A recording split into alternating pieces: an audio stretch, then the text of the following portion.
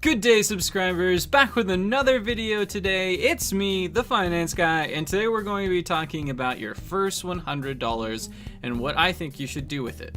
Let's see here. What would be a good buy on Amazon? No, don't do that. And I'm trying to tell you guys my best opinion when it comes to investing your money and saving your money. I think that going shopping and buying things that are something that you really like is really nice, but it's not going to benefit you over the long run, typically. If you're buying a pair of shoes because you need a new pair of shoes and you have no pairs of shoes, then it's okay to buy. But there's a point of excessiveness that I think a lot of people miss. For instance, if they go out and buy 12 pairs of shoes because they need 12 pairs of shoes, do you really need 12 pairs of shoes? The answer is no. Say you had $5,000 invested and you wanted to diversify your portfolio so that you would receive dividends enough to buy you one pair of shoes every 4 months. Well, would you rather take that $5,000 and buy 100 pairs of shoes that you would have to use, or would you rather take 4 pairs of shoes every single year for life for free and still have that $5,000 that you initially invested or greater? And that's how I look at investing. I look at it as a form of taking your money, making it into more money, and also taking the money that you initially invested in and potentially having that money pay you out along the way.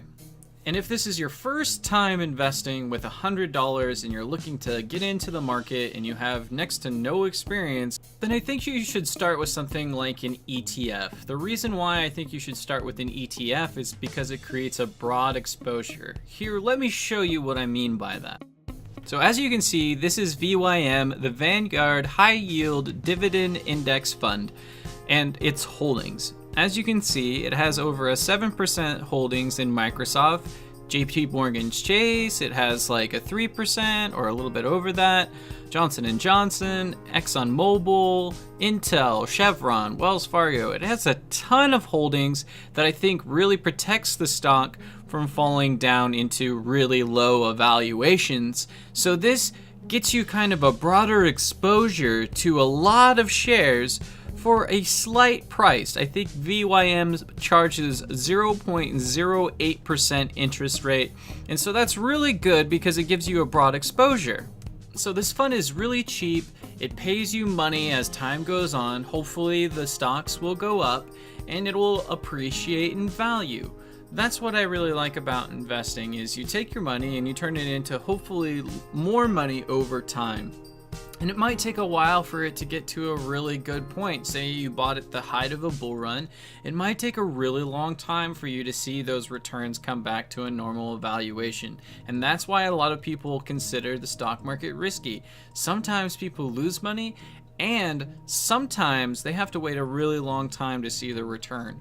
But I think those of you that are patient out there are going to do rather well in the stock market. Now, there's a certain risk tolerance that I think a lot of people should be thinking about when they're starting investing. If you're really young, you can take higher risks, in my personal opinion. The reason why I think you can take more risks while you're young is because you can learn about the stock market, you can learn from your mistakes, and realize what you shouldn't do in the future. I'm not saying that you should take all the risk and just go out and buy 1 million shares of Tesla and buy, a bunch of shares of, Snapchat and see where the direction goes for those two companies. Josh said take all the risks. But those are high risk stocks that could do really well in the future. And if you think about it right now, okay, well, I'm pretty young. I've got maybe like $300 and I want to try and turn my money into more money. And these companies I honestly believe in, and I'm willing to wait 10 years to see if they're going to actually become profitable. Then you could take your money and put them into those kind of companies. So when you're doing your own kind of investing, you need to think about your risk tolerance. What are you guys willing to risk? Are you willing to risk it all? And if you are going to buy a stock, you should buy one, I think, that you should really love, one that you believe in, you know, you think that's going to do really well in the future, and you really would like to purchase the whole company if you could. If you had the ability, you would like to buy it all out. And that's when I believe about investing, and investing in a company. You should be passionate about the company that you're investing in because you honestly believe that the company is going to be really good in the future. And you might be thinking, well, I don't even have a brokerage account. How do I get started? What do I do? Well, you can get started with a Robinhood account. It's totally free. It has commission-free trades, which is awesome if you're just getting started. Because a lot of people are like, oh, I want to do some trading, and then you make a trade and it's like $5 to buy and $5 to sell, and then you have that $10 margin.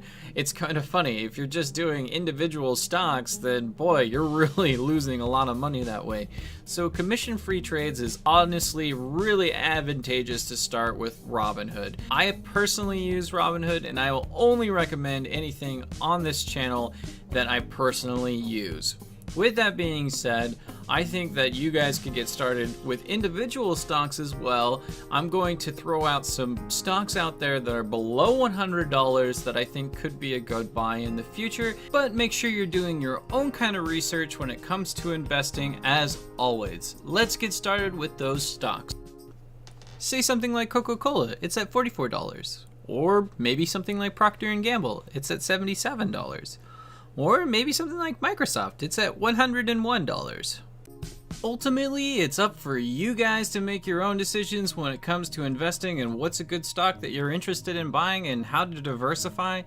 I think that's very important as well. With that being said, thank you so much for watching today, guys. I hope you liked the video, and I hope to see you guys again very soon. Subscribe if you haven't subscribed. Give me a like, it really helps my channel, and I hope to see you guys next time. I'm gonna invest. Yay!